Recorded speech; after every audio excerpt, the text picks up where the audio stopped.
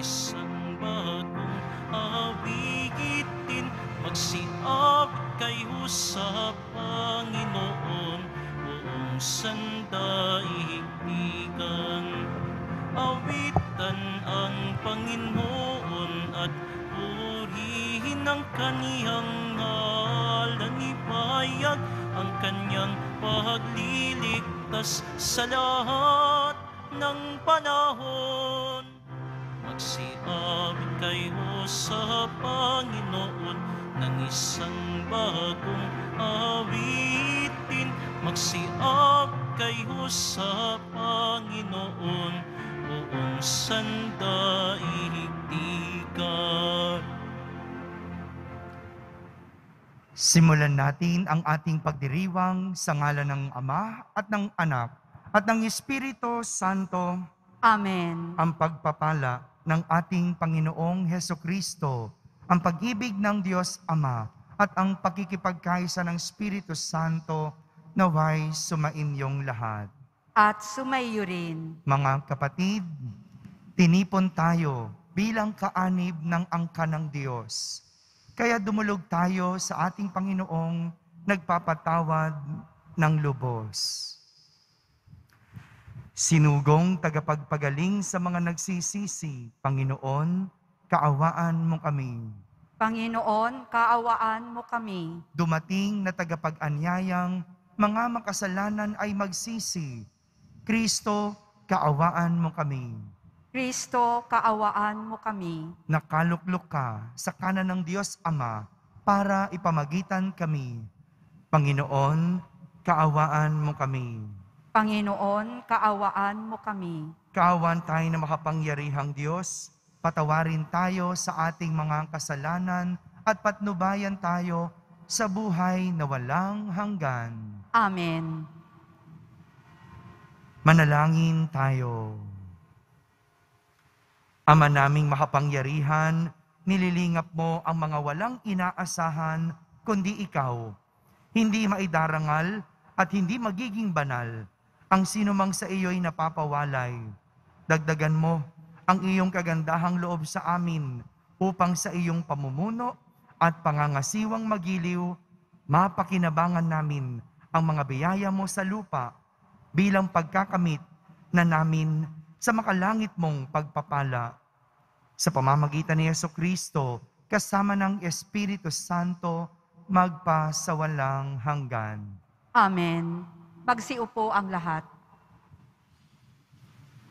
Pagbasa mula sa aklat ni Propeta Jeremias. Noong mga araw na iyon, sinabi ng mga saserdote at mga propeta sa mga pinuno at sa buong bayan, dapat patayin ang taong ito pagkat nagpahayag siya laban sa lungsod gaya ng narinig ninyo. Sinabi naman ni Jeremias sa mga pinuno at mga taong naroon, sinugo ako ng Panginoon upang magpahayag laban sa templong ito at laban sa lungsod, gaya ng narinig na ninyo. Kaya nga, magbago kayo ng inyong pamumuhay at mga gawain, at sundin ninyo ang utos ng Panginoon na iyong Diyos. Sa gayon, mahahabag ang Panginoon at hindi niya itutuloy ang parusang inilalaan sa inyo. Ako ay nasa ilalim ng kapangyarihan ninyo. Maaari ninyong gawin ang anumang iniisip ninyong matuwid at makatarungan. Ngunit ito ang inyong tandaan. Pag ako'y pinatay ninyo, pumatay kayo ng taong walang kasalanan.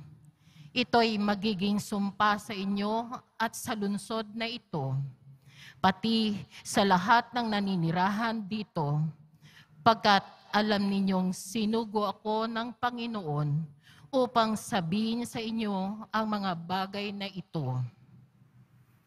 Nang makapagsalita si Jeremias, sinabi ng mga pinuno at lahat ng tao sa mga saserdote at mga propeta, Hindi dapat hatulan ng kamatayan ang taong ito, sapagkat ipinahayag niya sa atin ang ipinasasabi ng Panginoon. Subalit si Jeremias ay binabantayan ni Ahikam, anak ni Safan, kaya't hindi siya napatay ng mga tao. Ang salita ng Diyos. Salamat sa Diyos. Poon ako'y iyong dinggin sa panahong iyong ibigin. Poon, ako'y iyong dinggin sa panahong iyong ibigin. Iligtas mo ako ay sagipin, sa putik na ito't tubig na malalim. Sa mga kaaway, ako'y iligtas din. Huwag mong tulutang ako ay maanod, dalhin sa malalim at baka malunod. Hahantong sa libing ako'y pagkatapos. Poon, ako'y iyong dinggin sa panahong iyong ibigin.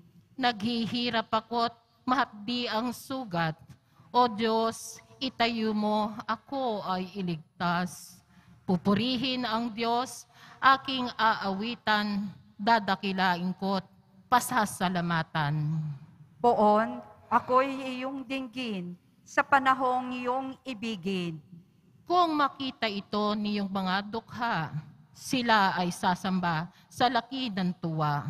Dinirinig ng Diyos ang may kailangan, lingkod na bilanggoy, di nalilimutan. Poon, ako'y iyong dinggin sa panahong iyong ibigin. Magsitayo po ang lahat.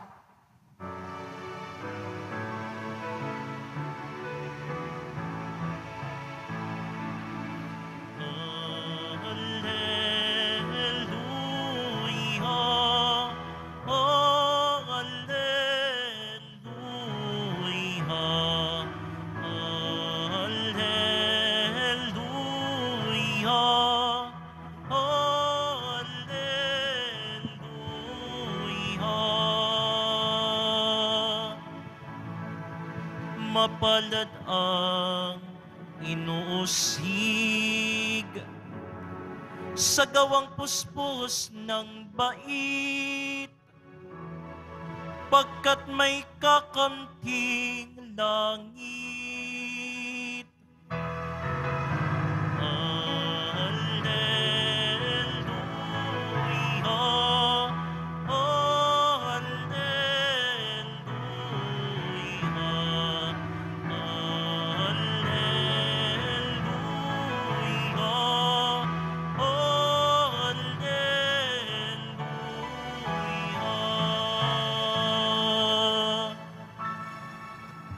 Sumainyo ang Panginoon.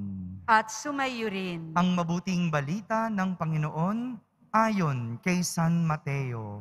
Papuri sa iyo, Panginoon.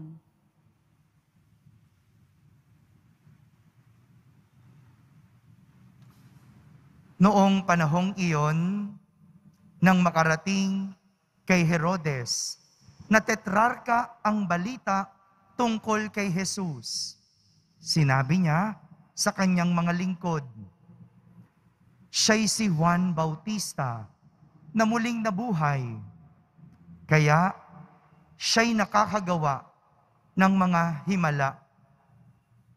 Si Herodes ang nagpahuli, nagpagapos at nagpabilanggo kay Juan. Ang dahilan ay si Herodias na asawa ng kapatid niyang si Felipe. Laging sinasabi ni Juan kay Herodes, hindi matuwid na magsama kayo ng asawa ng iyong kapatid. Ibig ni Herodes na ipapatay si Juan, ngunit natatakot siya sa mga Hudyo sapagkat kinikilala nilang propeta si Juan Bautista. Nang dumating ang kaarawan ni Herodes, sumayaw sa harapan ng mga panauhin ang anak ni Herodias. Labis na nasiyahan si Herodes, kaya't isinumpa niyang ibibigay sa dalaga ang anumang hingi nito. Sa udyok ng kanyang ina, ay sinabi ng dalaga, ibigay po ninyo sa akin ngayon din sa isang pinggan ang ulo ni Juan Bautista. Nalungkot ang hari, ngunit dahil sa kanyang pangakong narinig ng mga panauhin, iniutos niyang ibigay iyon sa dalaga. Kaya't pinapugutan niya si Juan sa bilangguan. Inilagay ang ulo sa isang pinggan at ibinigay sa dalaga. Dinala naman ito ng dalaga sa kanyang ina. Dumating ang mga alagad ni Juan, kinuha ang kanyang bangkay at inilibing. Pagkatapos, ibinalita nila ito kay Jesus. Mga kapatid, ang mabuting balita ng Panginoon. Pinupuri ka namin, Panginoong Heso Kristo. Magsiupo ang lahat. Isang magandang araw po sa inyong lahat. May kasabihan tayo sa Ingles na truth hurts. Truth hurts. O masakit ang katotohanan. Kaya nga, marami sa atin kinukubli ang katotohanan o ayaw harapin ang katotohanan at patuloy na namumuhay sa kasinungalingan. Parang ganito po, parang ganito ang nangyari sa mga kwento sa ating pagbasa sa araw na ito. Ganito yung nangyari kay Propeta Jeremias. Siya ay pinag-uusapan ng mga saserdote at pariseyo na dapat siyang patayin.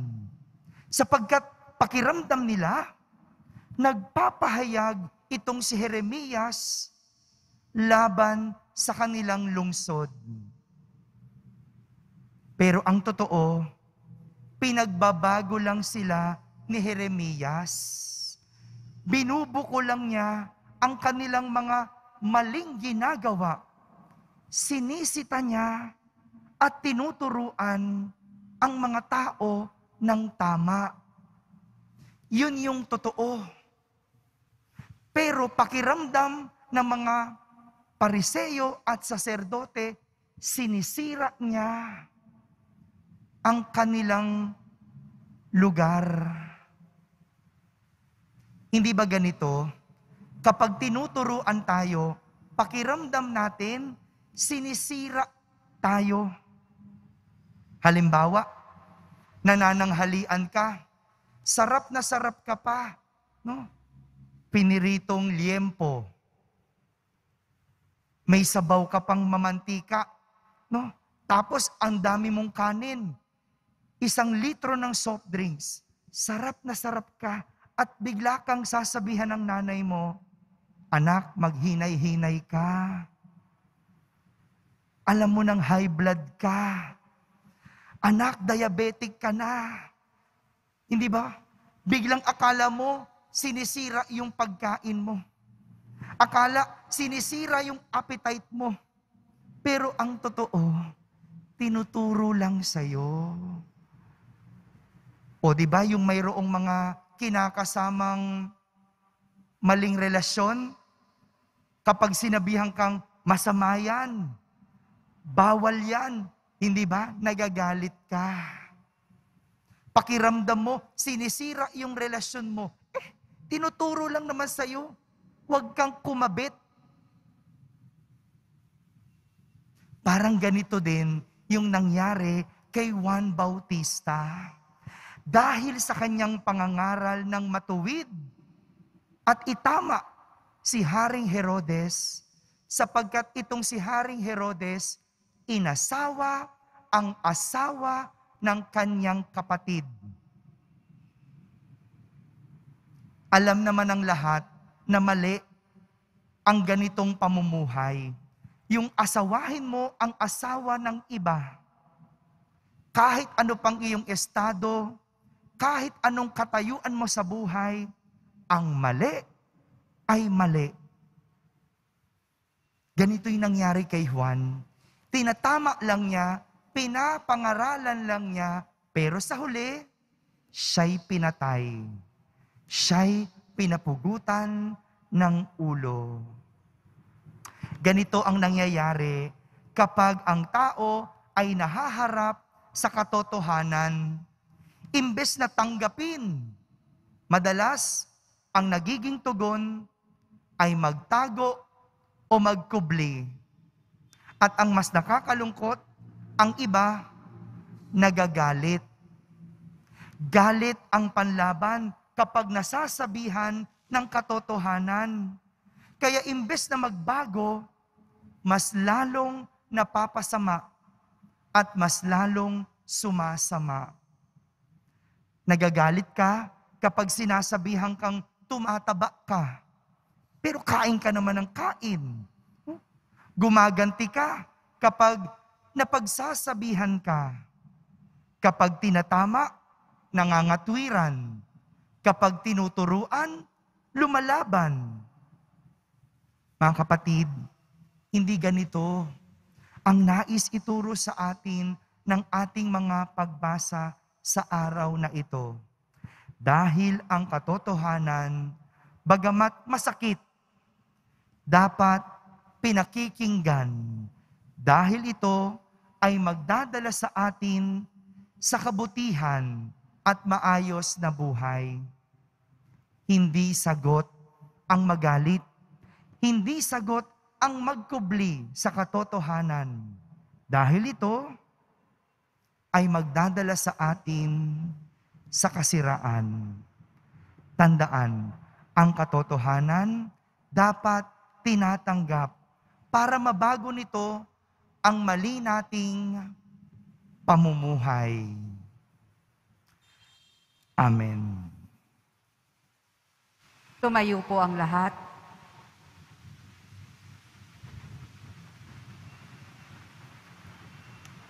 Minamahal ko mga kapatid, natitipon tayo kay Kristo na nagwagi laban sa lahat ng kasamaan.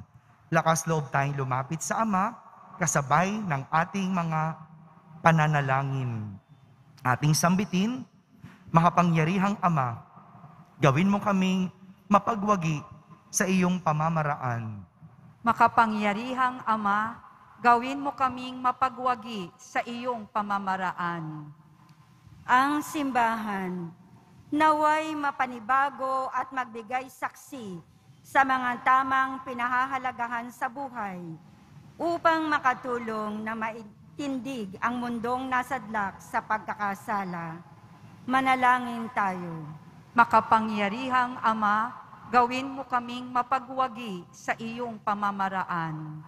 Ang mga nagdirigmang mga bansa, naway matutong mamuhay sa pagkakasundo at pagtutulungan para sa papakumbaba ng kapayapaan sa daigdig. Manalangin tayo. Makapangyarihang Ama, gawin mo kaming mapagwagi sa iyong pamamaraan.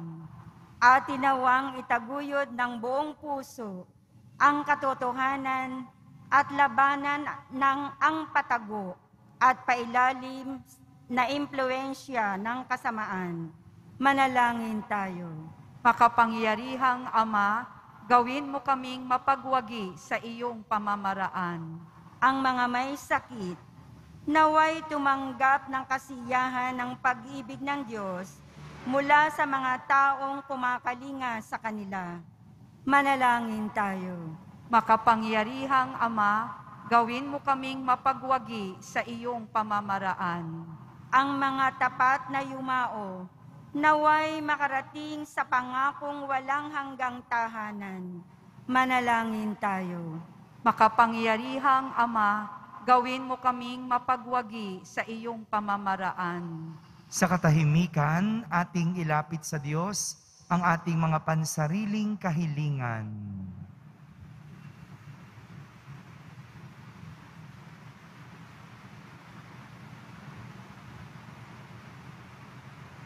Manalangin tayo. Makapangyarihang Ama, gawin mo kaming mapagwagi sa iyong pamamaraan. Makapangyarihang Diyos at Ama, habang itinataas namin sa iyo ang aming mga panalangin, nagpapasalamat kami sa iyong anak na siyang lumupig sa kasalanan at kamatayan. Siya na nabubuhay at naghaharing kasama mo at ang Espiritu Santo. Amen. Magsiupo ang lahat.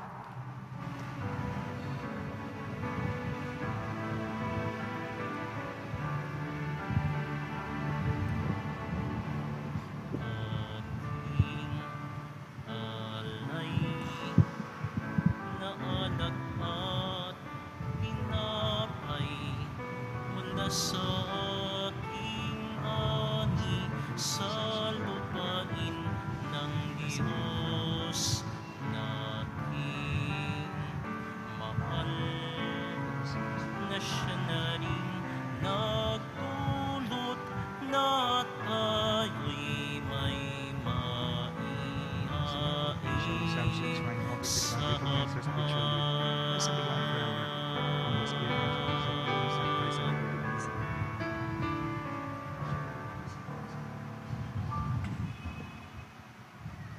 Tumayo po ang lahat.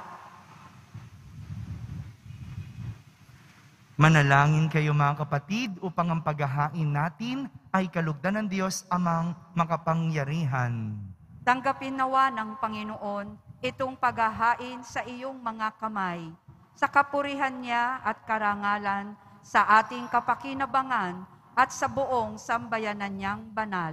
Ama naming lumikha, tanggapin mo ang mga alay na sa iyo rin nagmula at ngayon aming ginaganap sa iyong dambana upang sa aming ginaganap na pagdiriwang ang iyong paglingap ay magtaguyod sa tanan at magpabanal sa aming pamumuhay sa kasalukuyan at mag-akay sa amin sa ligayang walang katapusan sa pamamagitan ni Jesucristo kasama ng Espiritu Santo magpasawalang hanggan. Amen. Sumainyo ang Panginoon. At sumayo rin. Itaas sa Diyos ang inyong puso at diwa. Itinaas na namin sa Panginoon. Pasalamatan natin ang Panginoong ating Diyos. Marapat na siya ay pasalamatan. Ama naming makapangyarihan, tunay ngang marapat na ikaw ay aming pasalamatan. Sa iyong paglingap at kagandahang loob, ang tao'y nilikha mo't pinangasiwa sa sansinukob. Sa hangad mong siya'y iwastong lubos, siya'y pinagdusa mo sa kanyang pagtalikod. Sa iyong paggiliw, iyong ipinahintulot na makabalik siya sa pamamagitan ni Kristo Jesus. Kaya kaysa ng mga anghel na nagsisiawit ng papuri sa iyo nang walang humpay sa kalangitan, kami nagbubunyi sa iyong kadakilaan. Santo, Santo, Santo, Panginoong Diyos ng mga hukbo, napupuno ang langit at lupa ng kadakilaan mo. O sana sa kaitaasan, pinagpala ang naparirito sa ngalan ng Panginoon, o sana sa kaitaasan. Magsiluhod po ang lahat. Ama naming banal, ikaw ang bukal ng tanang kabanalan. Kaya't sa pamagitan ng iyong Espiritu, ay gawin mong banal ang mga kaloob na ito upang para sa amin ay maging katawan at dugo ng aming Panginoong Hesukristo.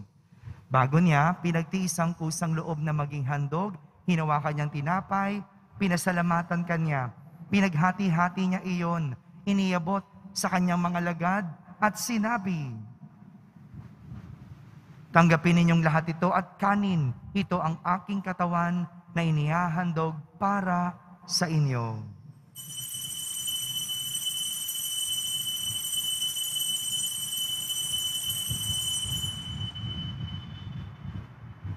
Gayon din naman, nung matapos ang hapunan, hinawakan niyang kalis, muli kanyang pinasalamatan. Iniabot niyang kalis sa kanyang mga lagad at sinabi, "Tanggapin ninyong lahat ito at inumin. Ito ang kalis ng aking dugo, ng bago at walang hanggang tipan.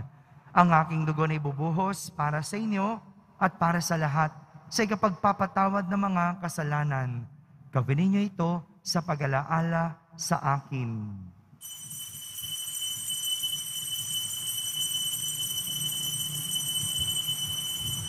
Tumayo po ang lahat. Ipagbunyi natin ang misteryo ng pananampalataya.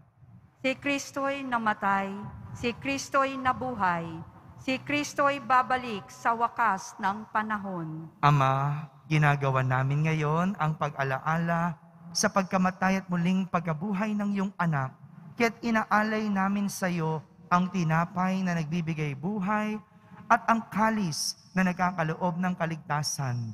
Kami nagpapasalamat dahil kami iyong minarapat na tumayo sa harap mo para maglingkod sa iyo.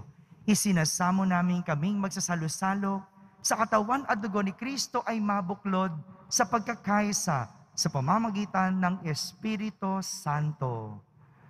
Ama, lingapin mong iyong simbahang laganap sa buong daigdig.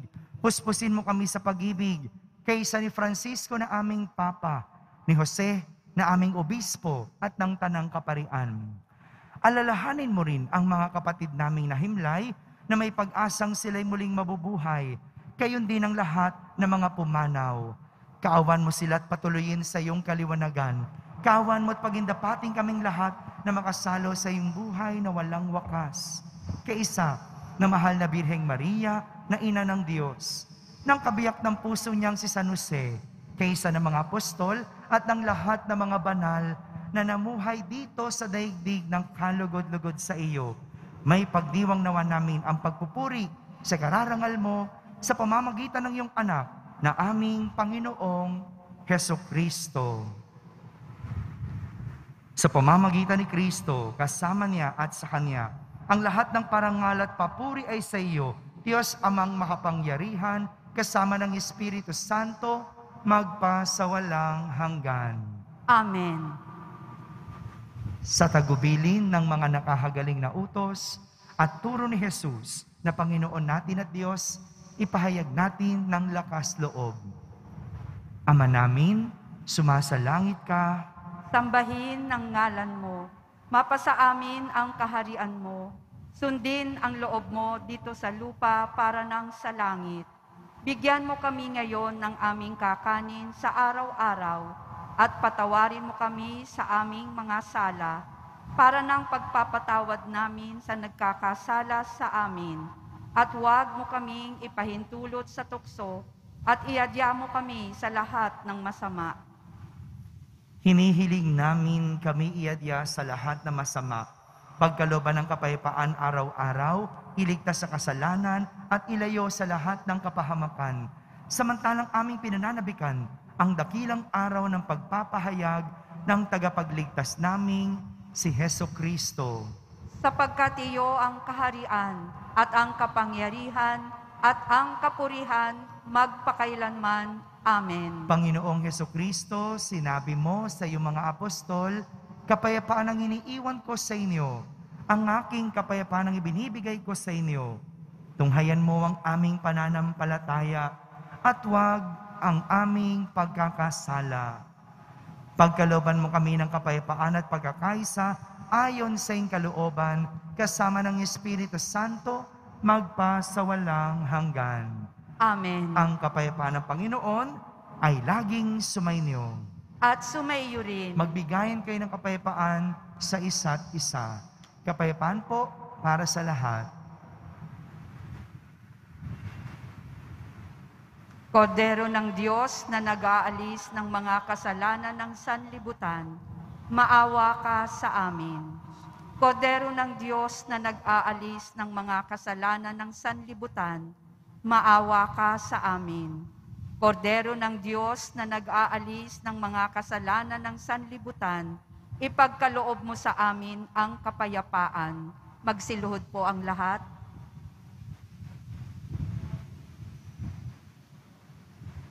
Ito ang kordero ng Diyos. Itong nag-aalis ng mga kasalanan ng sanlibutan. Mapalad ang mga inaaniyahan sa kaniyang piging.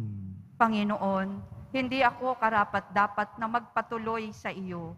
Ngunit sa isang salita mo lamang ay gagaling na ako. Ang katawan ni Kristo, Amen.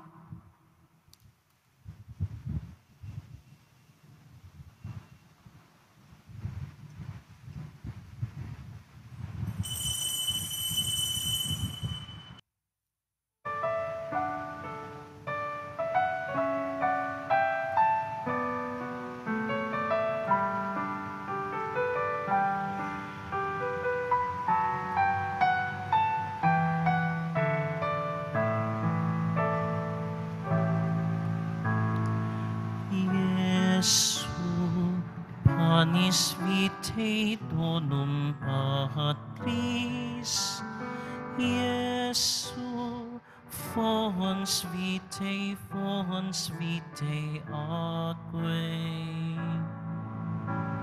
Cibus et potus noster, cibus et potus noster, itinere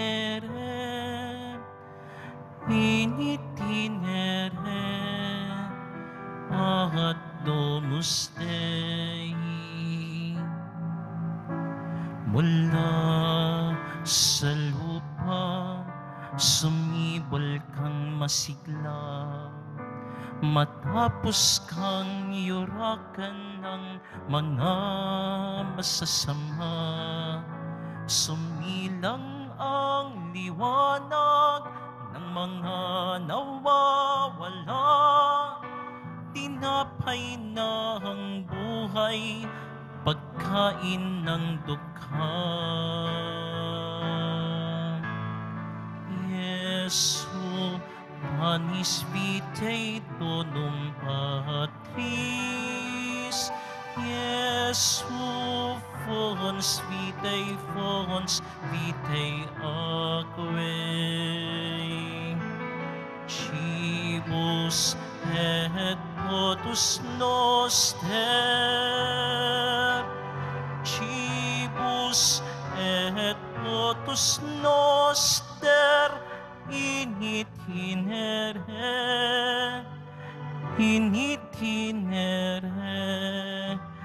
ad Domus Dei.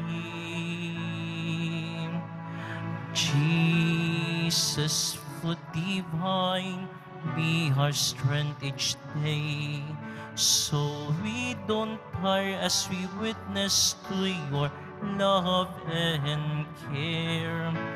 To those in greater need, both near and far away, may we lead them back to you, all those who've gone astray.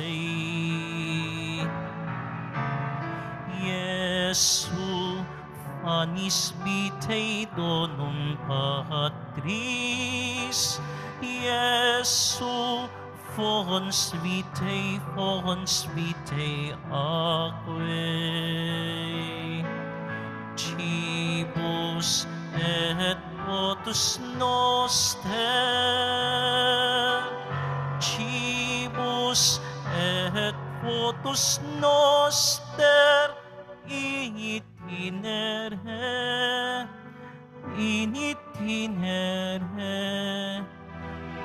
ad Domus Dei.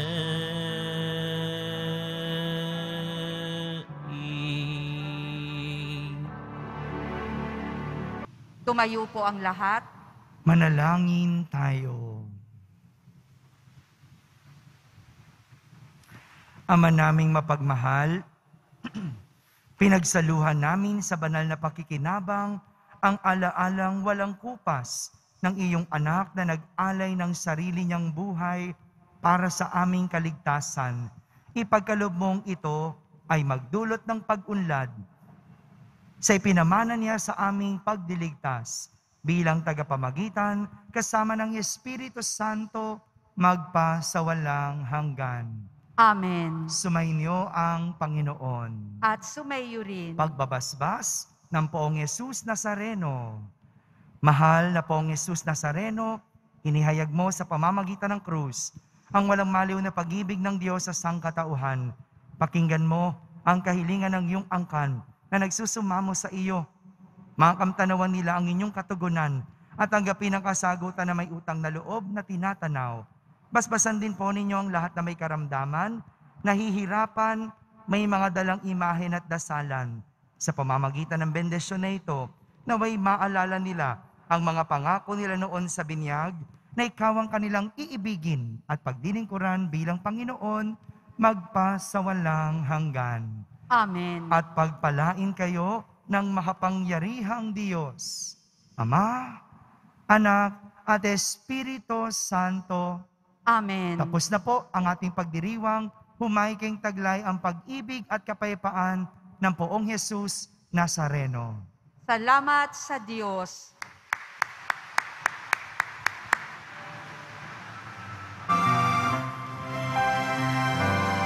Nuestro Padre Jesus Nazareno, sinasamba ka namin. Pinipinto ka namin. Aral mo ang aming buhay at kaligtasan. Nuestro Padre Jesus Nazareno, iligtas mo kami sa kasalanan. Ang krus mong kinamatayan ay sagisag ng aming kaligtasan. Nuestro Padre Jesus Nazareno, dinarangal ka namin.